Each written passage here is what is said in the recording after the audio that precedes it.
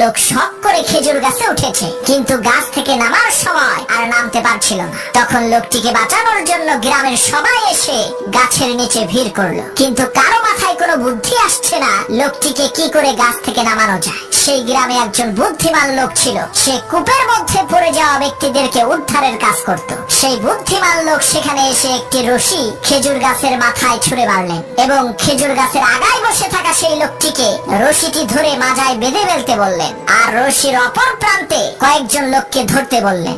বুদ্ধিমান লোকটির কথা মতো তারা রশিটিকে ধরলেন। হঠাৎ করে সেই বুদ্ধিমান লোক বলল, এখন টান মারো।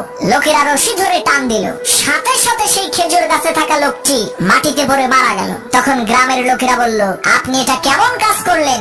লোকটা মরে গেল। তখন সেই বুদ্ধিমান লোক বলল, ভাই, এটা লোকটার কিসমতের দোষ, আমার কোনো দোষ নাই। এই একই টেকনিক খাটাইয়া অনেক মানুষকে আমি কুয়া থেকে বের করেছি।